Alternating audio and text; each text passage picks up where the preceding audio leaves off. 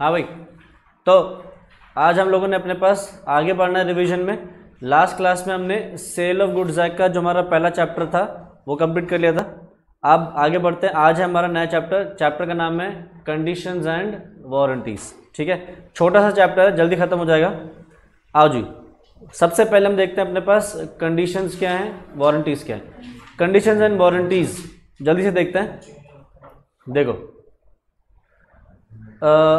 अगर हम देखें तो सेल ऑफ गुड्स एक्ट कहता है कि आप चाहो तो एक कॉन्ट्रैक्ट में एक स्टिपुलेशन डाल सकते हो। स्टिपुलेशन का मतलब टर्म्स, जैसे तुमने देखा होगा कि टर्म्स एंड कंडीशंस लिखी होती है कहीं कहीं पे कि ये टर्म्स एंड कंडीशंस हैं, अगर आप ये पूरा करते हो तब आप ये कॉन्ट्रैक्ट कर सकते हो। तो वो क्या है, स्टिपुलेशंस होती हैं। तो आप चाहो तो एक कॉन्ट्रैक्ट में शर्तें रख सकते हो जिसको हम बोलते हैं स्टिपुलेशन। अब शर्तें जो होती हैं वो कुछ ऐसी हो सकती हैं, या तो एक है मैंडेटरी शर्त, मतलब ये सबसे ज़्यादा ज़रूरी शर्त है। तो अगर सबसे ज़्यादा ज़रूरी शर्त है तो उसको क्या बोलेंगे हम, कंडीशन है वो। और अगर हम कहते हैं कि हाँ ये शर्त है बट नॉट दैट इसेंशियल शर्त है, तो क्या हो जाती है, वो वारंटी हो जाती है। ठीक है, तो ये तो अभी हो गया, ऐसी मोटा मोटा से एक्सप्लेन कर दिया। जल्दी से देखते हैं कंडीशंस एंड वारंटीज होते क्या हैं। कंडीशंस वो शर्तें हैं, वो बातें हैं, वो स्टिपुलेशंस हैं जो इसेंशियल हैं to the main purpose of the contract. मतलब अगर आपने वो मेन शर्तें पूरी नहीं करी तो सामने वाली पार्टी आपके साथ कॉन्ट्रैक्ट कैंसिल कर सकती है। तुम मेरे पास आए कि सर हमें सीए फाउंडेशन या सीए फाउंडेशन क्लासेस दे दो। मैं कह रहा हूँ ठीक है, मैं पढ़ाने लगा, बट पढ़ाने लगा तुम्हें बीकॉम का सिलेबस। बताओ क्या तुम कॉन्ट्रैक्ट कैंसिल कर सकोगे? कर सकोगे। क्यों? क्योंकि तुम्हारा कॉन्ट्रैक्ट मेरे साथ किस चीज़ को हुआ है कि पढ़ाई करवाई जाए सीए फाउंडेशन या सीएमए फाउंडेशन की। पढ़ाई कौन सी चल रही है? बीकॉम की। तो तुम्हारी जो शर्त थी वो सबसे ज़्यादा इंसेंशियल एलिमेंट थी, वो ही पूरी नहीं होगी, तो you have the choice to cancel the contract. तुमने एक गाड़ी जाके खरीदी और गाड़ी खरीदते वक्त जो डीलर है उससे बोला मुझे ऐसी गाड़ी चाहिए जिसका एवरेज हो 20 किलोमीटर पर लीटर। मतलब तुम कह रहे हो मेरे को गाड़ी में 20 किलोमीटर से ज़्यादा चल जाएगा, कम नहीं चलेगा। ठीक है, डीलर ने तुम्हें गाड़ी दिखाई, बोला जी ये 20 किलोमीटर पर लीटर चल जाती है। ठीक है, बट हुआ ये जब तुम चलाने लगे तो गाड़ी चल रही है सिर्फ 12 किलोमीटर पर लीटर, 15 किलोमीटर पर लीटर, मतलब 20 की एवरेज नहीं आ रही। तो क्या तुम गाड़ी वापस कर सकते हो? यस, क्योंकि तुम्हारे लिए गाड़ी की average was the most essential element. तो वो जो मोस्ट इसेंशियल एलिमेंट है उसको क्या बोलते हैं हम, कंडीशन होता है। ठीक है, अब जो ये कंडीशन है ये डिपेंड करती है एक इवेंट के ऊपर, और वो इवेंट जो होता है वो प्रॉमिस्ड कंसिडरेशन नहीं होता। मतलब जो इवेंट जिसके ऊपर डिपेंडेंट है वो इवेंट अपने आप में कंसिडरेशन नहीं है, ध्यान रखना। जैसे तुमने बोला कि गाड़ी में 20 किलोमीटर पर लीटर की एवरेज चाहिए, तो 20 किलोमीटर पर लीटर की एवरेज मिलेगी या नहीं मिलेगी वो क्या हो गया, एक इवेंट हो गया। वो इवेंट अलग है, और अगर शर्त पूरी नहीं हुई तो गाड़ी वापस करना वो चीज़ अलग अलग है। तो दोनों को जोड़ना नहीं है, ये डिपेंड करता है एक इवेंट पे, and that event is not a promised consideration. Sir समझ नहीं आया कहने का मतलब? एक और एग्जांपल लेते हैं। मैं एक आदमी से कह रहा हूं, कॉन्ट्रैक्टर से, कि तू अगर मेरा स्विमिंग पूल बनाएगा तो मैं तुझे पैसे दूंगा। ठीक है, तो इवेंट क्या हो गया, स्विमिंग पूल बनाना। तो जो स्विमिंग पूल बना रहा है क्या वो कंसिडरेशन है? सोचो, क्या वो स्विमिंग पूल जो बना रहा है क्या वो कंसिडरेशन है? है, क्योंकि मेरे लिए कंसिडरेशन है स्विमिंग पूल बनना, उसके लिए क्या है, पैसे। तो फिर ये कंडीशन नहीं है। जो इवेंट है, अगर वो इवेंट ही कंसिडरेशन है then this is not a condition. Event separate होना चाहिए और जो शर्त है वो अलग होनी चाहिए। 20 किलोमीटर पर लीटर की एवरेज अगर नहीं मिली तो गाड़ी वापस होगी, पर एवरेज चाहिए 20 किलोमीटर ना। तो 20 किलोमीटर नहीं मिलना is not the consideration. Consideration था कि गाड़ी मिल रही है और तुम पैसे दे रहे हो। शर्त थी गाड़ी में वो एवरेज नहीं आया, तो वो इवेंट अलग रखना और कंसिडरेशन को अलग रखना, शर्त को अलग रखना। ठीक है, अच्छा अब क्या है, अगला है हमारे पास वारंटी। वारंटी क्या है? वारंटी एक ऐसी शर्त है जो इसेंशियल नहीं है, मतलब आपके लिए इंपॉर्टेंट है बट नॉट दैट इसेंशियल। जैसे कि तुमने बोला कि भैया गाड़ी में 20 किलोमीटर पर लीटर की एवरेज चाहिए, उसने कहा हाँ सर 20 किलोमीटर की एवरेज भी आती है सर, इस गाड़ी में इतना बढ़िया एसी है कि आप बैठोगे 5 मिनट गाड़ी ठंडी हो जाएगी, सर इस गाड़ी में ब्लूटूथ इतना बढ़िया है कि आप बाहर गाड़ी के बाहर भी खड़े रहोगे तो भी कनेक्टेड रहेगा 5 मीटर तक 10 मीटर तक। वो एक्स्ट्रा चीज़ें बता रहा है कि गाड़ी में ये भी है, गाड़ी में वो भी है, गाड़ी में कीलेस एंट्री है, मतलब चाबी ना लगाओ बिना की लगाए भी एंट्री हो सकती है। आजकल तुम्हें पता सी गाड़ी आ रही है, आप गाड़ी में चाबी ना लगाओ, गाड़ी से दूर रहोगे, जब बस की जेब में तो वो सेंस कर लेगी, गाड़ी खुली रहेगी, कीलेस एंट्री। तो वो ऐसे ऐसे फीचर भी बता रहा है। अब हुआ ये, तुमने मेन चीज़ मांगी थी 20 किलोमीटर की एवरेज, हुआ ये कि गाड़ी की जो उसने ब्लूटूथ रेंज बोली थी, मान लो उसने बोलता कि 10 मीटर तक आ जाएगा, 10 मीटर पे नहीं आ रहा, तो क्या हो गया, शर्त टूटी। बट वो शर्त मोस्ट एसेंशियल नहीं थी, तो ऐसे में तुम गाड़ी वापस नहीं कर पाओगे, तुम बस डैमेजेस क्लेम कर सकते हो कि भैया जो मुझे नुकसान हुआ है, मुझे अगर ब्लूटूथ ठीक कराना पड़ गया मान लो, तो ब्लूटूथ ठीक करने की जो कॉस्टिंग है या नया ब्लूटूथ डिवाइस लगाने की जो कॉस्टिंग आएगी वो ले सकते हो, उससे ज़्यादा कुछ नहीं कर पाओगे। ठीक है, तो कंडीशन टूटी तो कॉन्ट्रैक्ट टूटा, वारंटी टूटी तो बस डैमेजेस ले सकते हो और कुछ नहीं। ठीक है, आ जाओ, तो जल्दी क्या कर रहा है, a warranty is a stipulation collateral to the main purpose of the contract, the breach of which gives rise to claim for damages but not a right to reject the goods and treat the contract as repudiated। ठीक है, अब अगर तुम चाहो तो breach of, मतलब अगर आपने वारंटी तोड़ी, मतलब तुम चाहो तो वारंटी के ब्रीच को, sorry breach of condition, breach of condition को चाहो तो ट्रीट कर सकते हो एज ब्रीच ऑफ वारंटी अपनी इच्छा से।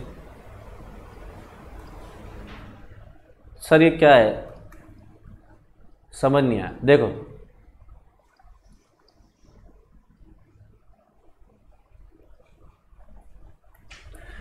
मान लो तुमने गाड़ी में बोला था मुझे 20 किलोमीटर पर लीटर की एवरेज चाहिए, ठीक है, बट तुम्हें 20 किलोमीटर तो नहीं मिल रहा, बट उस गाड़ी के साथ बड़े सारे एडिशनल फीचर आ रहे हैं और वो गाड़ी बाकी सारे मार्केट प्राइसेस से सस्ती मिल रही है तुम्हें।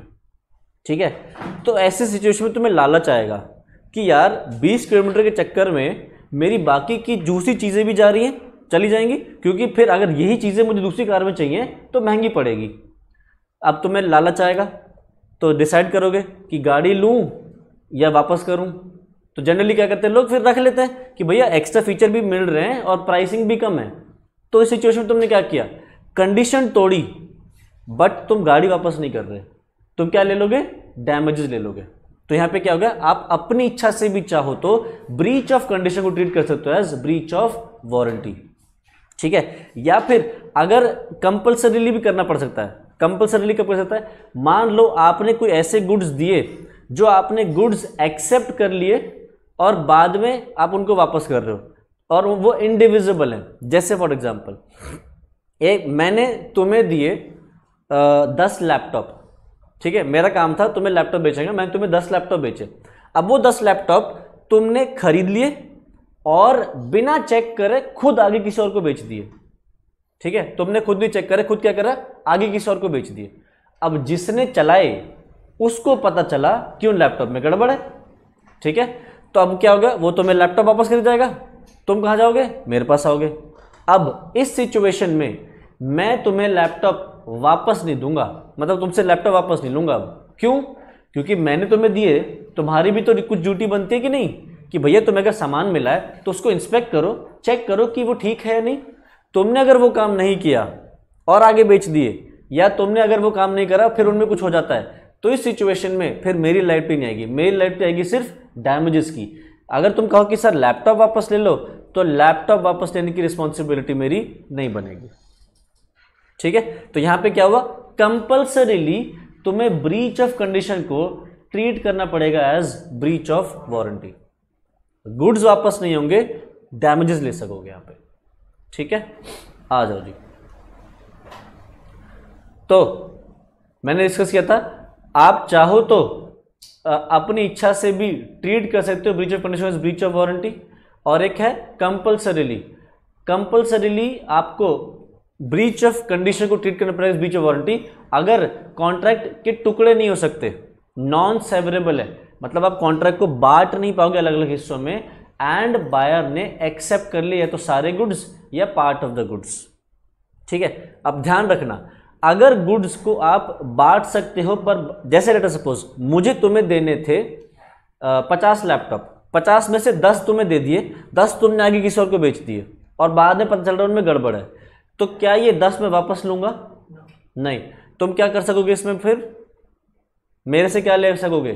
डैमेजेस। अच्छा, बचे हुए 40 लैपटॉप जो अभी तक नहीं दिए, उनके क्या कर सकते हो तुम?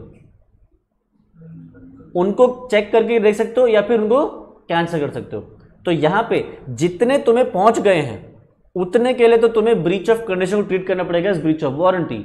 बचे हुए जो 40 हैं उनको तुम कह सकते हो कि हमें आगे नहीं लेना, या कह सकते हो कि सर अब अगली बार जब देंगे हम ध्यान से देख के लेंगे। ठीक है, तो ये हो गया ए पॉइंट। बी पॉइंट है, अगर लॉ ही कह दे कि भैया आपको ब्रीच ऑफ कंडीशन को ट्रीट करना पड़ेगा एज ब्रीच ऑफ वारंटी, तो जिद कर सकते हैं क्या लॉ से? नहीं, वही चीज लिख रहा है।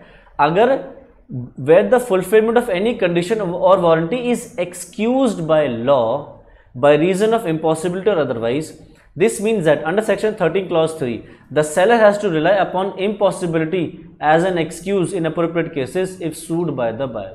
अगर मेरे बेचने से पहले ही सरकार ने कोई चीजें बदलाव कर दी तो भैया हमारे कॉन्ट्रैक्ट में जो चीज कंडीशन थी वो फिर ट्रीट करने पड़ेगी एज वारंटी। ठीक है, तो जल्दी से डिफरेंस देख लेते हैं। कंडीशन ऑफ वारंटी क्या है? कंडीशन क्या है? एक ऐसी शर्त जो मोस्ट इसेंशियल है, और ये एक ऐसी शर्त है जो इसेंशियल नहीं है, कोलैटरल, मतलब उसके चिपक के आ जाती है। अगर टूटेगी तो क्या होगा? कंडीशन टूटी तो कॉन्ट्रैक्ट टूटा, वारंटी टूटी तो सिर्फ हड्डियां टूटी, आदमी को नहीं खत्म किया हमने, मतलब कॉन्ट्रैक्ट वापस डैमेजेस ले सकते हैं और कुछ नहीं। आगे कन्वर्जन, हम ब्रीच ऑफ कंडीशन को ट्रीट कर सकते हैं as breach of warranty, compulsorily भी या वॉलंटरीली भी, बट ब्रीच ऑफ वारंटी को ट्रीट नहीं कर सकते एज ब्रीच ऑफ कंडीशन। ठीक है, अब कॉन्ट्रैक्ट में कुछ इंप्लाइड कंडीशंस होती है, कुछ इंप्लाइड वारंटीज होती हैं। कहने का मतलब है आप चाहो तो अपने कॉन्ट्रैक्ट में मर्जी से अपनी कंडीशंस एंड वारंटीज लगा दो, अगर आप नहीं लगाओगे तो कॉन्ट्रैक्ट टैग खुद लगा देगा, और जो आप नहीं लगा रहे हो वो बची हुई कॉन्ट्रैक्ट टैग अपना खुद लगा लेगा। मतलब जो आने वाली कंडीशन वारंटीज हैं, हम जो पढ़ने वाले हैं, ये वो कंडीशन वारंटीज हैं जो लॉ कहता है मैं खुद डाल दूंगा, अपने आप डालूंगा, तुम्हें डालने की जरूरत नहीं है। तुम इसके अलावा डालना चाहो डाल दो, इनमें बदलाव करना चाहो तो बदलाव करके डाल दो। बट अगर सारी तुमने नहीं डाली, मान लो इसमें जैसे 6-7 है, लेट अस सपोज तुमने सिर्फ 2 में बदलाव किए, तो बाकी के 5 अपने आप ऑटोमेटिकली कॉन्ट्रैक्ट में लग जाएंगे, लिखने की जरूरत नहीं पड़ेगी। ठीक है, तो सबसे पहली इंप्लाइड शर्त है implied condition as to title. कहने का मतलब यह है, टाइटल से मतलब ओनरशिप। तो जब हम किसी से कोई सामान खरीदते हैं तो हम क्या समझते हैं कि जो हमें माल बेच रहा है वो क्या है? सामान का ओनर है। तो जो सामान का ओनर है वो हमें क्या बनाएगा? फिर सामान का ओनर ही। तो हम ये मान के चलते हैं कि जो हमें कॉन्ट्रैक्ट कर रहा है, सेल के केस में जो सेलर है he will sell us the ownership, या जो हमें बेच रहा है उसके पास अभी इस वक्त ओनरशिप है। अग्रीमेंट टू सेल में मान के चलते हैं कि फ्यूचर डेट पे जब वो शर्तें पूरी हो जाएंगी या फ्यूचर डेट पहुंच जाएगी तो उसके पास ओनरशिप आ जाएगी। ठीक है, मतलब आज की डेट में हम जिससे खरीद रहे हैं वो हमारा सामने वाला सेल मतलब ओनर है। अच्छा, अगर सामने वाले का ओनरशिप डिफेक्टिव निकली, मान लो मैंने पूनम से एक पेन खरीदा और पूनम ने खुद वो पेन किसी और से ले रखा था, तो क्या पूनम सामान पेन की ओनर थी? नहीं। पूनम ने मुझे पेन दे दिया, क्या मैं पेन का ओनर बना? नहीं। क्या मुझे ये पेन ओरिजिनल ओनर को वापस देना पड़ेगा? देना पड़ेगा। अच्छा, पूनम ने पेन किसी का चोरी किया था, ठीक, और चोरी किया हुआ पेन मुझे दे दिया, बेच दिया। अगर मेरे पास असली मालिक आके पेन मांगे तो क्या वापस देना पड़ेगा? देना पड़ेगा, क्योंकि जिसके पास खुद टाइटल नहीं है वो मुझे टाइटल कैसे दे सकता है? ठीक है, तो आपका खुद का ओनर होना जरूरी है। नेक्स्ट, हाँ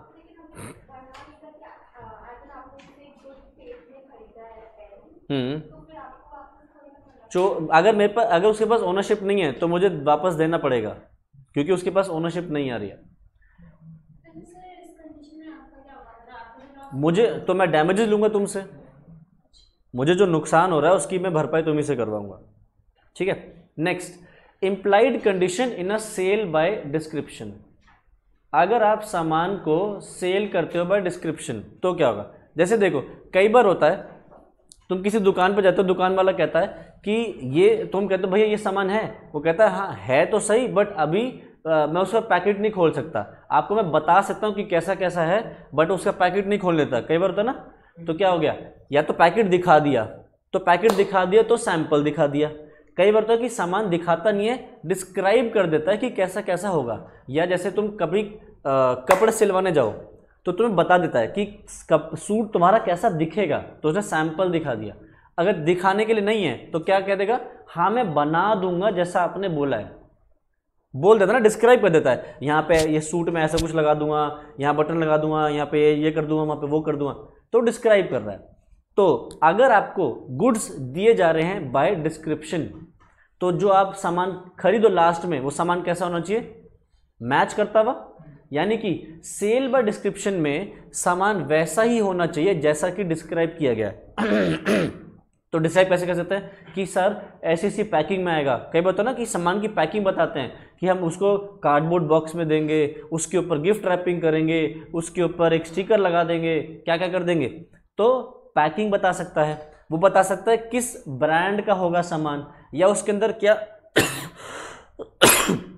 क्वालिटीज होंगी या क्या कैरेक्टरिस्टिक्स होंगी, वो बता देगा। ठीक है। तो क्या कर रहा है, सेल कर रहा है बाय डिस्क्रिप्शन। तो जब सामान बन जाए, मतलब जो बल्क क्वांटिटी ऑफ गुड्स हैं, they should correspond with the description. ठीक है। नेक्स्ट, अच्छा ध्यान रखना, सेंटेंस ऐसे आ जाएगा और कहेगा इस पे कमेंट करो। If you contract to sell peas you can not compel the buyer to take beans. अगर आपने मटर बेचने का कॉन्ट्रैक्ट किया है तो मटर ही बेचना, बीन्स मत बेच देना। अभी लिख देगा इसके आगे कमेंट, तब तुम्हें ये डिस्क्राइब ये करना है, ये बताना है। ठीक है। तीनों कंडीशन लिख देना कि डिस्क्रिप्शन कैसे दे सकता है, या तो क्वालिटी मेंशन करके, या कैरेक्टरिस्टिक मेंशन करके, ट्रेडमार्क या ब्रांड नेम, या फिर टाइप ऑफ पैकिंग। अच्छा, अब लेट अस सपोज तुम गए रिलायंस डिजिटल, ध्यान से सुन लेना, तुम लोग गए रिलायंस डिजिटल, वहां से तुमने खरीदा एप्पल का आईफोन। ठीक है। और हुआ ये कि ये आईफोन 10 दिन बाद खराब हो गया, मतलब इसमें मान लो सॉफ्टवेयर इशू आ गया, या मैं कह सकता हूं पूरी की पूरी तरह से ये बंद हो गया। पता नहीं क्या हुआ, बट ये पूरी तरह से बंद हो गया। अब ये एप्पल का जो फोन तुमने लिया है, इसको वापस करने के लिए तुम कहां जाओगे, एप्पल स्टोर की रिलायंस डिजिटल?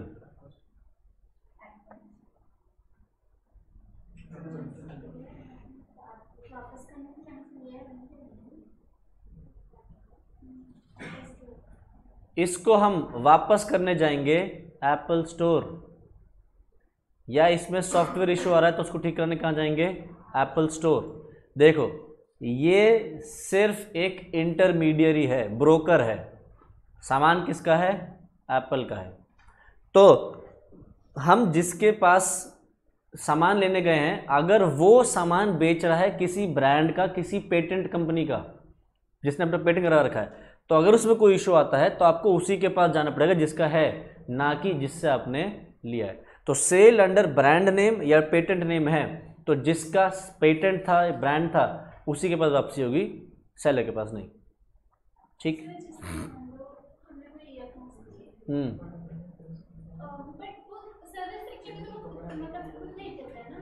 क्या मतलब जैसे जो इंटरमीडिएट होता है उसको अगर हम वापस करते हैं कि ये प्रॉब्लम आती है, तो सर्विस सेक्टर पे खुद ही भेज देते हैं। सर्विस सेंटर वो भेज देता है, तुम्हारे लिए करने की जरूरत नहीं है उसको।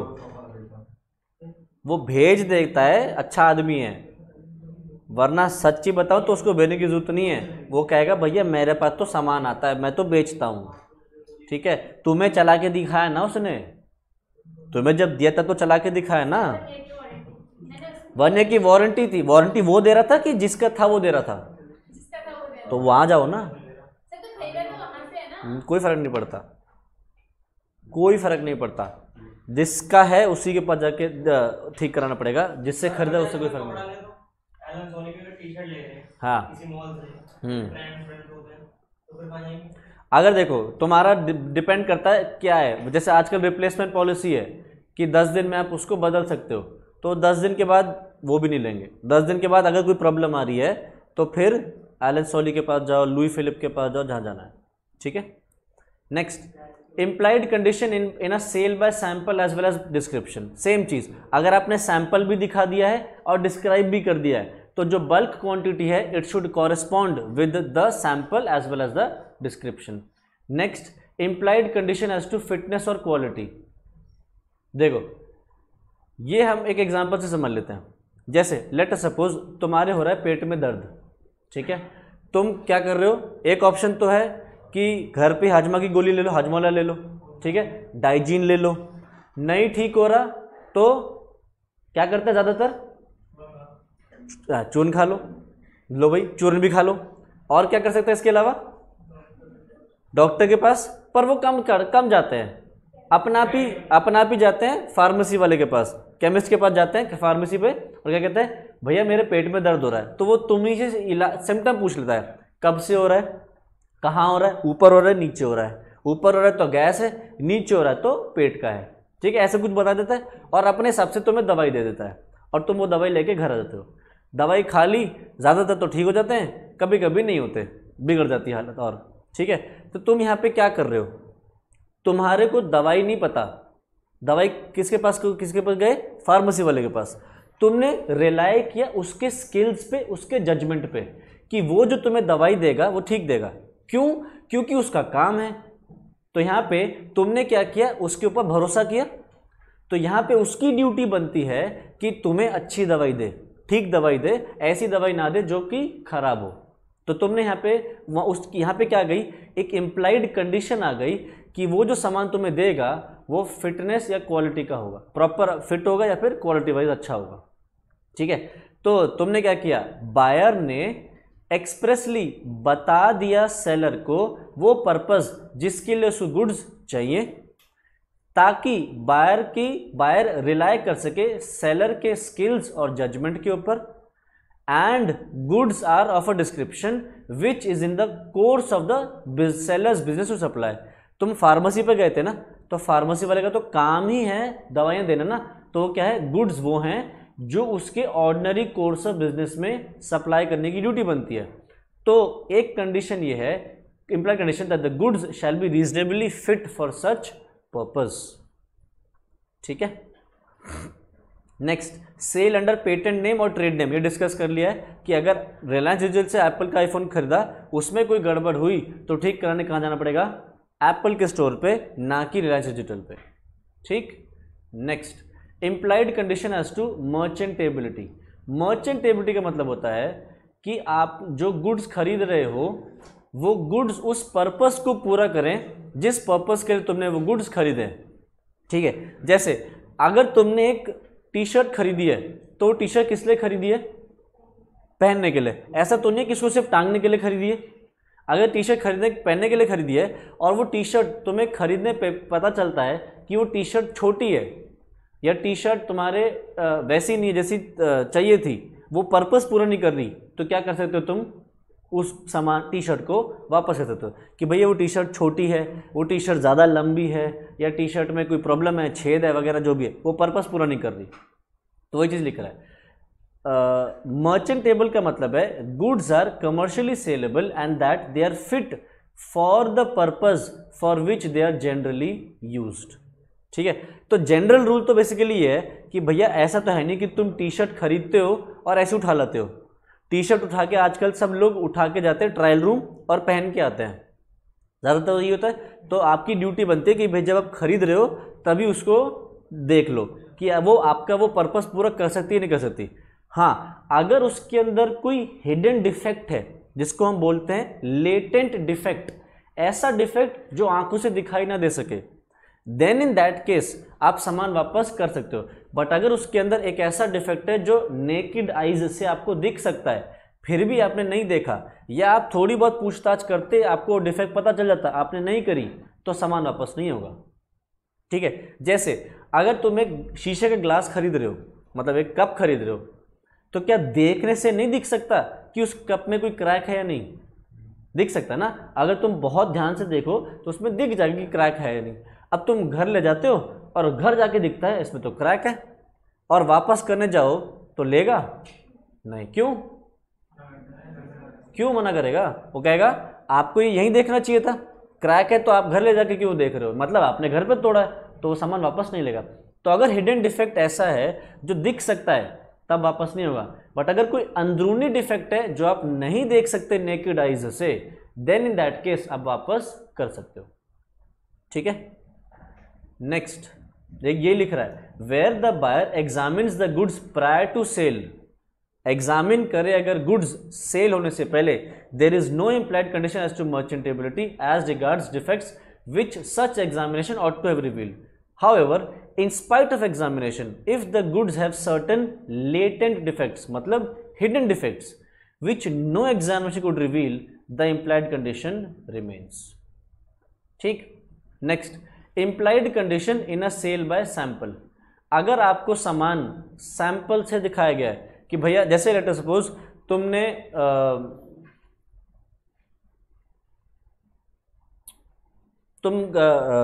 कभी कभी जैसे तुमने लेट अस सपोज वो खरीदने गए हो, चावल खरीदने गए हो, तो बिग बाजार गए हो, तो बिग बाजार में तुमने देखा होगा कि वो चावल के बड़े बड़े वो रखे होते हैं, कट्टे नहीं, मतलब एक होता है ना जो शीशे के ग्लासेस, शीशे का वो होता है बड़ा सा कंटेनर, उसमें चावल रखा होता है।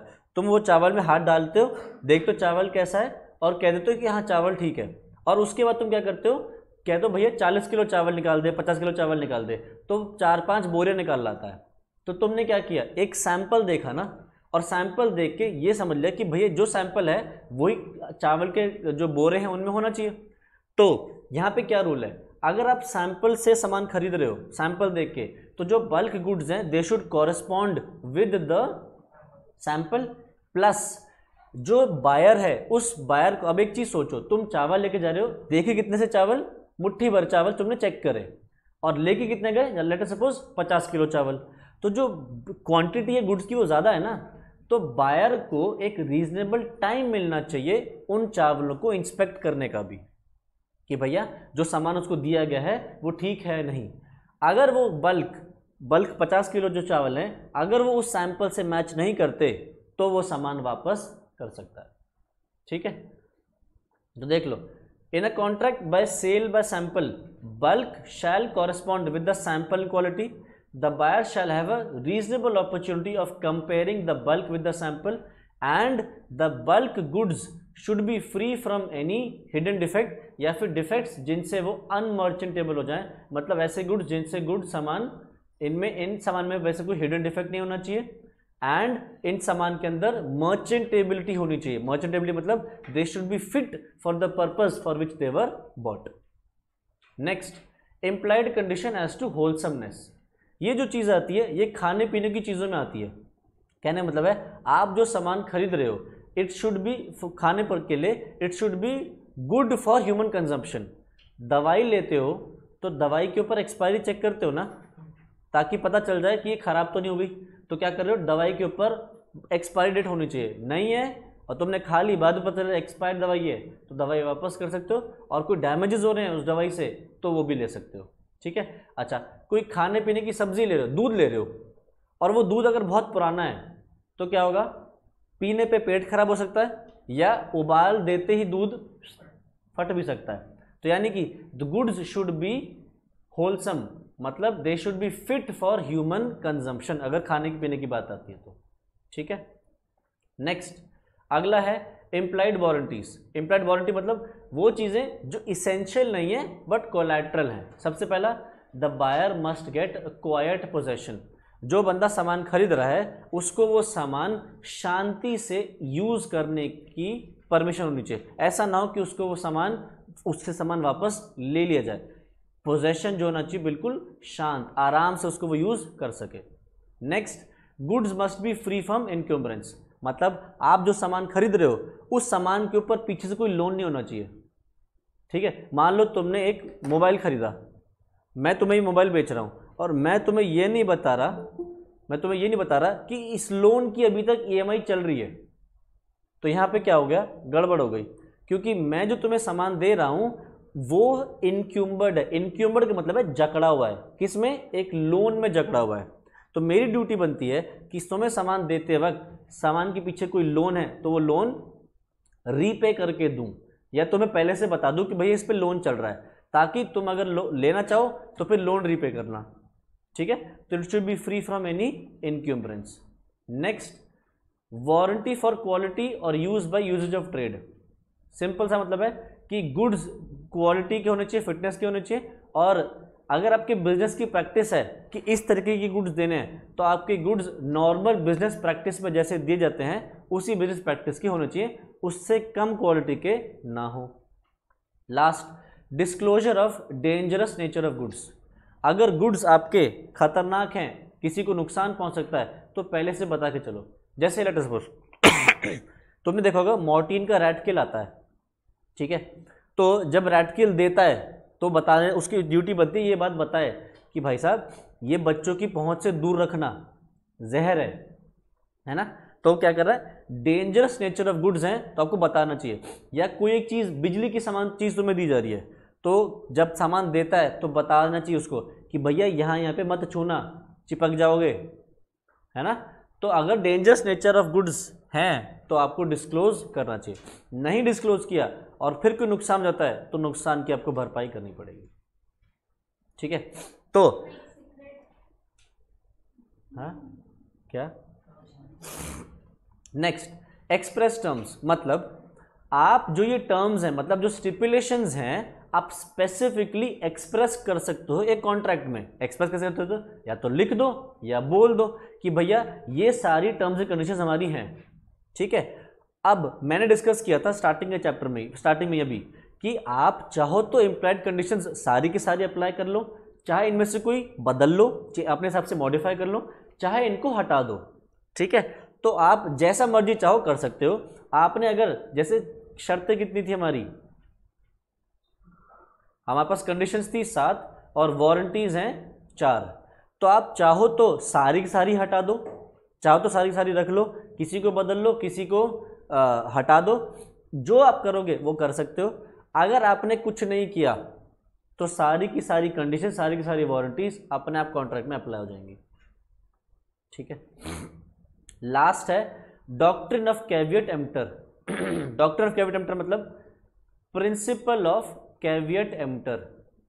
अब ये कैविएट एम्प्टर क्या है, कैविएट एम्प्टर कहता है बायर बीवेयर, मतलब खरीदने वाले सतर्क रहें। जब आप सामान खरीदने जाओ तो आपकी खुद की ड्यूटी बनती है कि भैया आप सामान खरीदते वक्त उस सामान को प्रॉपरली चेक कर लो। ऐसा ना हो कि उस सामान के अंदर कोई डिफेक्ट है जो आपको देखने से दिख सकता है या नॉर्मल छानबीन करके पता चल सकता है।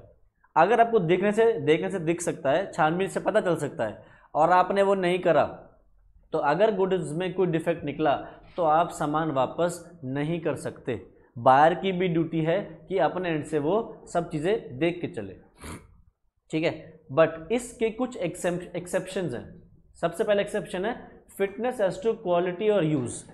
ये वही चीज़ है जो मैंने तुम्हें फार्मेसी का एग्जाम्पल लिया था कि तुम्हारे पेट में दर्द हो रहा था और तुम्हें दवाई चाहिए थी, तुम फार्मेसी वाले के पास गए थे। तो ये वही बात आ गई कि अगर तुम रिलाय कर रहे हो सेलर के जजमेंट के ऊपर, तो सेलर की ड्यूटी बनती है कि तुम्हें सामान ठीक से दे। ऐसे में अगर तुमने सामान ठीक से नहीं भी चेक किया तो तुम्हारी ड्यूटी नहीं है। अगर तुम्हें कुछ होता है तो सेलर फिर उसकी भरपाई करेगा। ठीक है, next, sale of goods by description. अगर गुड्स डिस्क्रिप्शन से दिए गए हैं तो फिर तुम्हें अपने से चेक करने की जरूरत नहीं है। ट्रेड यूजेज, अगर बिजनेस की कोई प्रैक्टिस है कि सामान इसी तरीके से दिया जाता है तो इस सिचुएशन में तुम मान के चलोगे कि सामान उसी तरीके का दिया गया है और वहाँ पे उस सामान को इंस्पेक्ट करने की ज़्यादा ज़रूरत नहीं है। हिडन डिफेक्ट निकला भी या एक ऐसा डिफेक्ट जो दिख रहा है तब भी तुम्हारी ड्यूटी एज अ बायर नहीं आएगी, सेलर को रिस्पॉन्सिबल किया जाएगा। अच्छा, अगर सेलर ने फ्रॉड किया है तो बहुत ही सिंपल सी चीज़ है। अगर सेलर ने आपके साथ फ्रॉड किया है तो फिर तो वो कोशिश करेगा कि डिफेक्ट छुपा जाए, दिखाई ना दे। तो इस सिचुएशन में फिर doctrine of caveat emptor apply नहीं होगा, मतलब अगर कुछ भी गड़बड़ होगी तो बायर रिस्पॉन्सिबल होगा। Next, where the seller actively conceals a defect. Seller ने एक डिफेक्ट जानबूझ के छुपाया, कंसील किया, तो फिर सेम चीज़, एक तरीके से उसने फ्रॉड ही किया, तो फिर यहाँ पे भी सेलर की responsibility. Next, sale by sample. अगर आपको सैंपल दिखाया गया है, चावल दिखाए गए हैं थोड़े से और सामान बचा हुआ 50 किलो चावल अलग हैं, तो फिर घर जाके 50 किलो अगर चावल अलग मिलता है तो फिर सेलर की रिस्पॉन्सिबिलिटी है वापस लेने की, बायर की नहीं, क्योंकि तुमने अपना आप सैंपल देख के लिया था तो मान के चलोगे कि बल्क भी मैच करेगा। और last, sale by sample as well as description, कि भाई सैंपल और डिस्क्रिप्शन से सामान बेचा गया है तो गुड्स उसी सैंपल और उसी डिस्क्रिप्शन के होने चाहिए जैसे दिखाए गए थे, बताए गए थे। नहीं है तो सेलर की ड्यूटी है वापस लेगा। ठीक है, तो यहाँ से हमारा चैप्टर फिनिश हो जाता है। छोटा सा ही चैप्टर था, डिस्कस तो कर लिया कि भैया पेटेंट नेम या ब्रांड नेम। एप्पल का आईफोन खरीदा रिलायंस डिजिटल से तो किसकी लाइबिलिटी आएगी? एप्पल की आएगी ना। तो वही चीज़ है कि अगर आप एप्पल के सामान खरीद रहे हो किसी भी स्टोर से तो एप्पल की रिस्पॉन्सिबिलिटी है, उसकी नहीं है। ठीक है, तो चैप्टर यहाँ से फिनिश हो जाता है। कोई डाउट है किसी को? ठीक है, तो आज फिर इतना ही करते हैं। ठीक है, इसके आगे नेक्स्ट क्लास में कंटिन्यू करते हैं। Bye bye.